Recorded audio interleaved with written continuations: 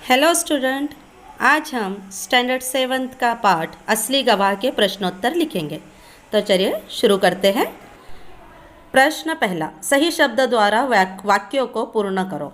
उन्होंने मुझे निर्दयता से पीटा भी है।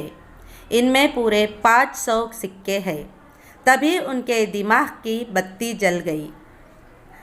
समस्या का पता लगाओ। असली अपराधी को सज़ा मिलनी चाहिए। तेनालीराम ने सारे सिक्के गर्म पानी में डाल दिए। प्रश्न दूसरा, सही कथन के सामने सही तथा गलत कथन के सामने गलत चिन्ह लगाओ।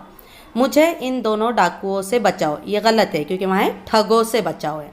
ये हमारा धन हमें वापस नहीं कर रहा है, सही।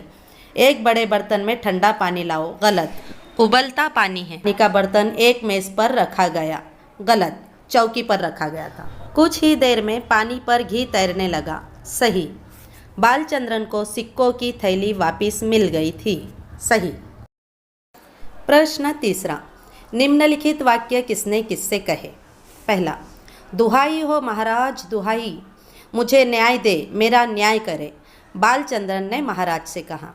दूसरा, समस्या का पता लगाओ, असली अपराधी को सज़ा मिलनी चाहिए, महाराज ने तेनालीराम से कहा। तीसरा, एक बड़े बर्तन में उबलता पानी लाओ, तेनालीराम ने सिपाही से कहा। हमें इस कहानी की सच्चाई और गवाह का पता चल गया है, तेनालीराम ने महाराज से कहा। तुम कैसे कह सकते हो, क्या सबूत है, महाराज ने तेनालीराम से कहा। प्रश्न चौथा, निम्नलिखित प्रश्नों के उत्तर एक एक वाक्य में लिखो। राजा कृष्णदेव राय गंभीर विषय पर किससे चर्चा कर रहे थे। उत्तर है, राजा कृष्णदेव राय गंभीर विषय पर दरबारियों से चर्चा कर रहे थे। शहर के प्रसिद्ध हलवाई का नाम क्या था। शहर के प्रसिद्ध हलवाई का नाम बालचंद्रन था। उबलते पानी में सिक्के डालने का क्या परिणाम हुआ। उबलते पानी में सिक्के डालने पर कुछ ही देर में पानी पर घी तैरने लगा। पानी में घी के तैरने से क्या साबित हुआ। पानी में घी के तैरने से साबित हुआ कि सिक्के हलवाई बालचंद्रन के हैं। बालचंद्रन खुशी खुशी क्यों लौट गया। बालचंद्रन को उसके सिक्के मिल गए थे, इसलिए वह खुशी खुशी लौट गया। दोनों अजनबियों को कौन सी सज़ा मिली। दोनों अजनबियों को जेल में डाल दिया गया। व्याकरण विभाग, निम्नलिखित कहावतों का अर्थ लिखो और वाक्यों में प्रयोग करो।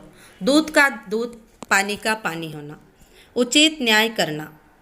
दूसरा, चेहरा पीला पड़ना, भयभीत होना। इसके आप वाक्य बनाइए।